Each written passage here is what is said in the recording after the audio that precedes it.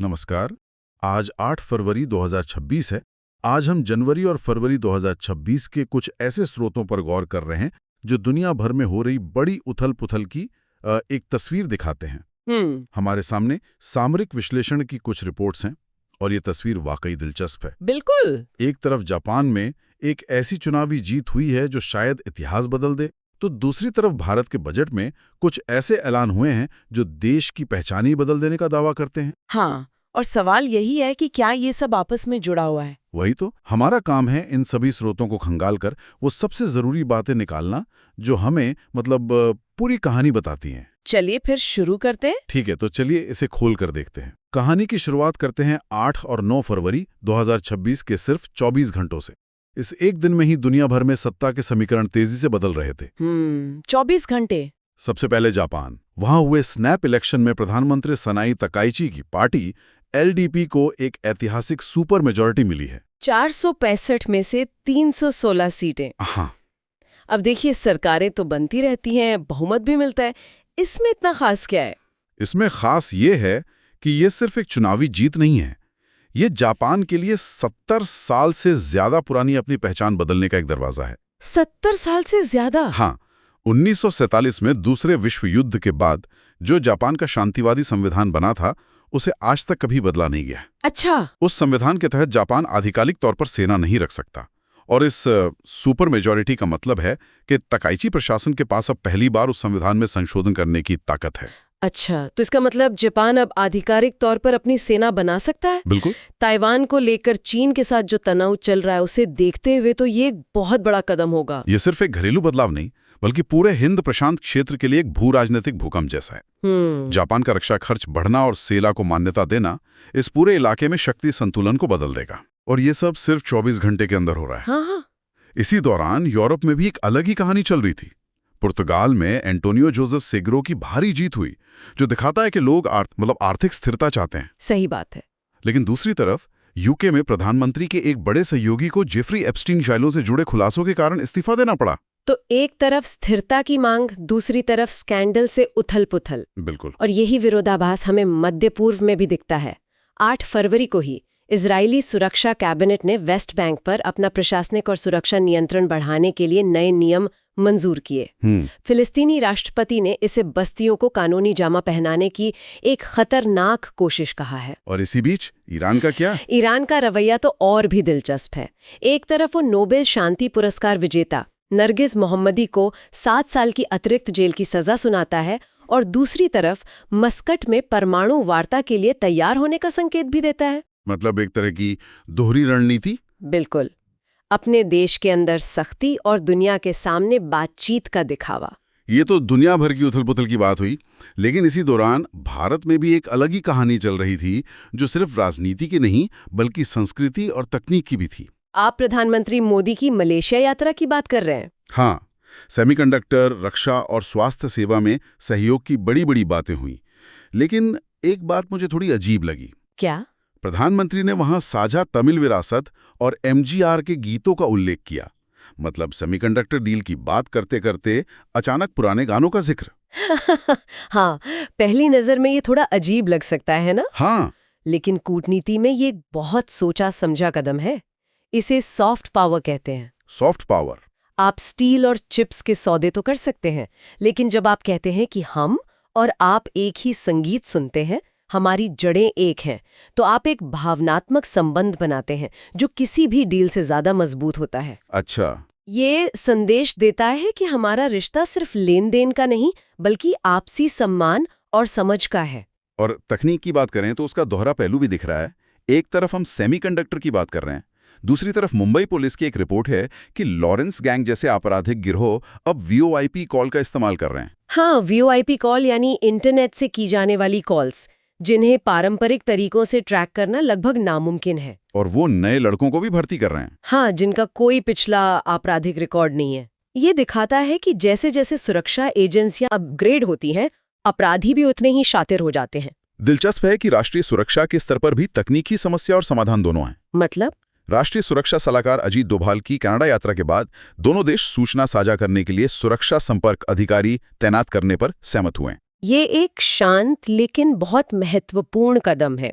ये दिखाता है कि आज के दौर में देशों की सुरक्षा अब मिसाइलों और टैंकों पर उतनी निर्भर नहीं है जितनी डेटा और खुफिया जानकारी के सही समय पर आदान प्रदान पर है। इनसे बातों के बीच इन स्रोतों में एक नाम बार बार आ रहा है, ऑपरेशन सिंदूर।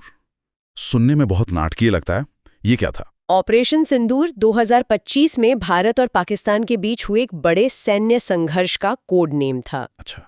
कई रक्षा विश्लेषक इसे 1971 के बाद दोनों देशों के बीच हुआ पहला बड़ा और सीधा टकराव मानते हैं। और इसमें खास क्या था? इसकी सबसे खास बात ये थी कि इसमें भारत ने बड़े पैमाने पर स्वदेशी रूप से बने ड्रोन, इलेक्ट्रॉनिक वॉरफेयर सिस्टम और तोपखाने का सफलतापूर्वक इस्तेमाल किया। मतलब ये भारत की रक्षा आत्मनिर्भरता की पहली बड़ी परीक्षा थी। और एक सफल परीक्षा। एक मिनट रुकिए। तो आप कह रही हैं कि ऑपरेशन सिंदूर में मिली सफलता ने सरकार को इतना आत्मविश्वास दे दिया कि उन्होंने रक्षा बजट में 15% से ज्यादा की बढ़ोतरी कर दी? बिल्कुल, ये सीधा कनेक्शन है। ये तो एक बहुत बड़ा दाव है। हाँ, केंद्रीय बजट 2026-27 में कुल रक्षा खर्च में 15.5% की भारी वृद्धि की गई है, जो अब 7.85 लाख करोड़ यानी लगभग 94.5 बिलियन डॉलर है। और ये सिर्फ भरपाई के लिए नहीं है? नहीं, ये सिर्फ इस्तेमाल हुए गोला बारूद की भरपाई के लिए नहीं है। ये भविष्य के युद्धों के लिए तैयारी है। आधुनिकीकरण के लिए जो पूंजीगत खर्च है उसमें 21.8% की वृद्धि हुई है, जिसका खास ध्यान वायुसेना को और ताकतवर बनाने और हिंद प्रशांत में समुद्री सुरक्षा पर है। ऑपरेशन सिंदूर ने साबित किया कि स्वदेशी तकनीक काम करती है और अब बजट उसी तकनीक को अगले स्तर पर ले जाने के लिए है। इसी बजट में वित्त मंत्री निर्मला सीतारमण ने एक और बड़ा आइडिया पेश किया, भारत को दुनिया के बैक ऑफिस से वैश्विक डिजिटल फैक्ट्री बनाना। हाँ, ये सुनने में तो बहुत अच्छा लगता है। एक बढ़िया नारा है, लेकिन क्या ये सिर्फ एक नारा है या इसके पीछे कोई ठोस योजना भी है? नहीं, सिर्फ नारा नहीं है। ये भारत की आर्थिक रणनीति में एक बुनियादी बदलाव है। कैसे? इसे ऐसे समझिए, अब तक भारत दुनिया के लिए सॉफ्टवेयर मजदूर सप्लाई करता था। हम दूसरों की कंपनियों के लिए कोडिंग करते थे, उनके कॉल सेंटर चलाते थे। सही बात है। अब भारत खुद एक डिजिटल जमींदार बनना चाहता है, जहां दुनिया का डेटा और एआई आकर रहेगा और भारत उस पे किराया वसूलेगा। डिजिटल जमींदार? हाँ, ये सर्विस से संपत्ति की ओर एक बहुत बड़ा बदलाव है। ये तो एक दिलचस्प तरीका है इसे देखने का।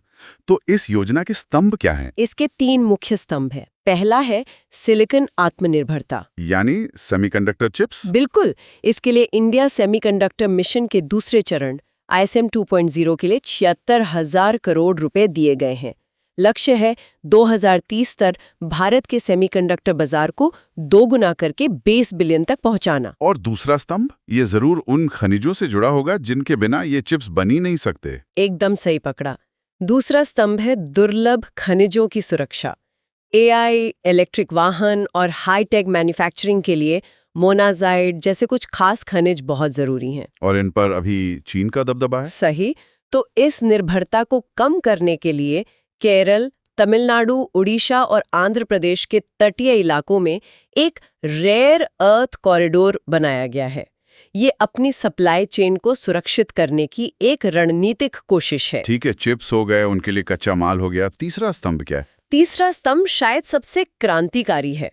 इसे क्लाउड और AI ट्रस्ट स्टैक कहा जा रहा है। Trust stack? हाँ। इसका मतलब? सरल भाषा में समझते हैं। सरकार ने कहा है कि जो भी क्लाउड सर्विस प्रोवाइडर जैसे Amazon या Google भारतीय डेटा सेंटरों का इस्तेमाल करेंगे, उन्हें 2047 तक यानी लगभग 20-21 साल तक कोई टैक्स नहीं देना होगा। क्या 20 साल तक टैक्स हॉलिडे? ये तो बहुत बड़ी बात है। हाँ। लेकिन सरकार ऐसा क्यों कर रही है? इसका मकसद है भारत को डेटा का स्विट्जरलैंड बनाना। डेटा का स्विट्जरलैंड? जैसे लोग अपना पैसा स्विस बैंकों में सुरक्षित महसूस करते हैं, वैसे ही सरकार चाहती है कि दुनिया की बड़ी कंपनियां अपना सबसे कीमती सामान यानी अपना डेटा भारत के सर्वरों पर रखने में सुरक्षित महसूस करें। अच्छा। ये 20 साल का टैक्स हॉलिडे उसी भरोसे को खरीदने के लिए एक शुरुआती कीमत है। इससे भारत का डेटा भारत में ही रहेगा और भारत वैश्विक डिजिटल संपत्ति के लिए एक बहुत बड़ी तिजोरी बन जाएगा। वाह, ये तो सच में एक बड़ी सोच है। हाँ। चलिए इन स्रोतों से कुछ और चुनिंदा लेकिन हैरान करने वाली जानकारियों पर नजर डालते हैं। एक बड़ी खबर ये है कि भारत अब जापान को पछाड़कर दुनिया की चौथी सबसे बड़ी अर्थव्यवस्था बन गया है। हाँ, $4.18 ट्रिलियन की नॉमिनल GDP के साथ। और ये तो बहुत चुपचाप हो गया। हाँ, बिल्कुल। और इसी से जुड़ी एक और दिलचस्प रिपोर्ट है responsible Nations index 2026। Responsible Nations index? हाँ, ये इंडेक्स देशों को सिर्फ उनकी आर्थिक या सैन्य ताकत पर नहीं आंकता, तो किस पर? बल्कि इस पर आंकता है कि वहाँ नैतिक शासन, समाज कल्याण और पर्यावरण की जिम्मेदारी कितनी है। और इसमें भारत को 154 देशों में 16वां स्थान मिला है। 16वां स्थान। ये सुनने में तो अच्छा लगता है, लेकिन क्या ये सूचकांक वास्तव में मायने रखता है?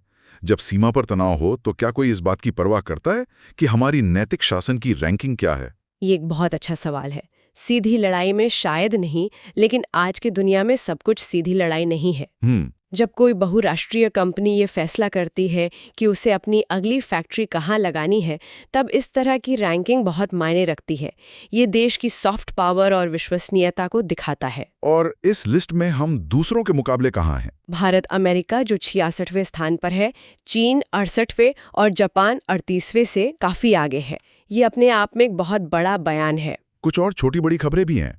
आंध्र प्रदेश के उप मुख्यमंत्री पवन कल्याण को जापान का एक दुर्लभ केंजुत्सु मार्शल आर्ट सम्मान मिला है। हाँ, और वो इसे पाने वाले पहले भारतीय हैं। वहीं खेल जगत से महान बैडमिंटन खिलाड़ी साइना नेहवाल ने संन्यास की घोषणा कर दी है। हाँ, और ये वाकई एक युग का अंत है।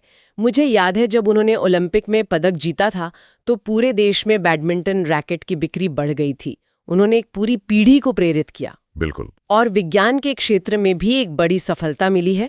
सुजेट्रिजिन नाम की एक नई दवा को मंजूरी मिली है जो बिना अफीम के दर्द से राहत देती है। ऑपियोइड फ्री, ये तो बहुत बड़ी बात है। हाँ, ये दर्द के इलाज में पिछले 20 साल की सबसे बड़ी सफलताओं में से एक हो सकती है। लेकिन एक दुखद खबर भी है। महाराष्ट्र के उप मुख्यमंत्री अजीत पवार का एक विमान दुर्घटना में निधन हो गया। हाँ, जिससे राज्य की राजनीति में एक बहुत बड़ा शून्य पैदा हो गया है। तो ये सब तो हुई बड़ी बड़ी बातें, नीतियां और अंतर्राष्ट्रीय घटनाएं, लेकिन ये जमीनी स्तर पर कैसे दिख रही हैं? हमारे स्रोतों में गुजरात का एक केस स्टडी दिया गया है। हाँ, और गुजरात में चल रही 3 परियोजनाएं इन राष्ट्रीय रुझानों को बहुत अच्छे से दर्शाती हैं। जैसे?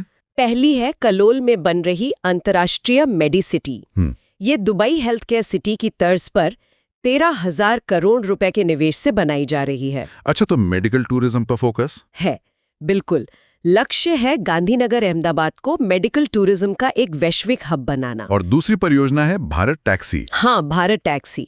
ये भारत का पहला सहकारी आधारित राइड हेलिंग प्लेटफॉर्म है जिसे ओला, उबर जैसे निजी एग्रीगेटर्स के विकल्प के रूप में लॉन्च किया गया है। तो ये आत्मनिर्भरता और सहकारी मॉडल का एक दिलचस्प मिश्रण है। सही। ये दिखाता है कि आर्थिक विकास के लिए बड़े कॉर्पोरेट मॉडल के अलावा भी रास्ते खोजे जा रहे हैं। और तीसरा जो मुझे सबसे दिलचस्प लगा वो है टियर 2 शहरों में ग्लोबल कैपेबिलिटी सेंटर्स का खुलना। वडोदरा में एक नया सेंटर खुला है। सही। और ये एक बहुत बड़े ट्रेंड का संकेत है। अब तक बहुराष्ट्रीय कंपनियां सिर्फ बेंगलुरु, मुंबई या गुरुग्राम जैसे बड़े शहरों में ही अपने ऑफिस खोलती थी। लेकिन अब वो छोटे शहरों में जा रही हैं। हाँ, अब वे लागत कम करने और बेहतर कर्मचारी प्रतिधारण के लिए वडोदरा, जयपुर या कोयंबटूर जैसे टियर 2 शहरों को प्राथमिकता दे रहे हैं। ये आर्थिक विकास के विकेंद्रीकरण का एक साफ संकेत है। तो अगर हम इन सभी जानकारियों को एक साथ जोड़कर देखें तो इसका क्या मतलब निकलता है? ऐसा लग रहा है कि 2026 की दुनिया और खासकर भारत 3 प्रमुख ध्रुवों या पिवट्स पर घूम रहा है। कौन से 3? भू राजनैतिक, तकनीकी और नैतिक। बिल्कुल।